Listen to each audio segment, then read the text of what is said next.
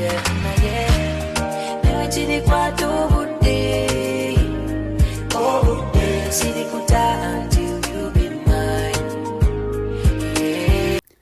guys, welcome to the channel. My name is Maggie. In today's video I'm going to show you exactly how I managed to make this wig using braiding.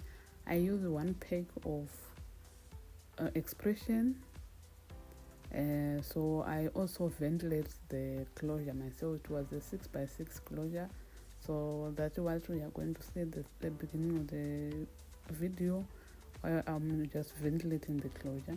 Then if you like this video, comment and share.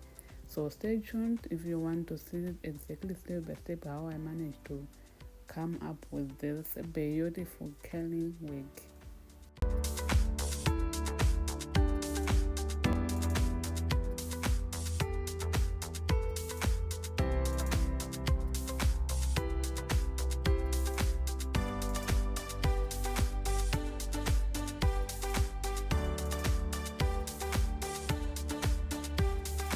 So here I was done with the ventilation of the closure. This is the beautiful closure that I make.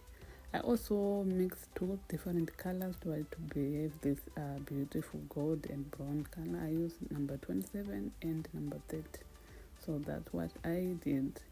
So in this video I did not make bundles. I just crochet the whole head. So I'm going to show you exactly how I managed to do it. I also use two different types of crochet to ventilate this wig.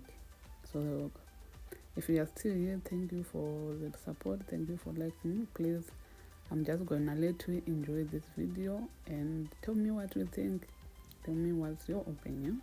So before, this is the different crochet that I use when I was doing the board and the other side of this wig. So I ended up using the crochet for ventilating the closure, the smallest one, because I do not want my wig to have a lot of hair, to be too bulky. So I end up just to limit hair. That's what I end up doing.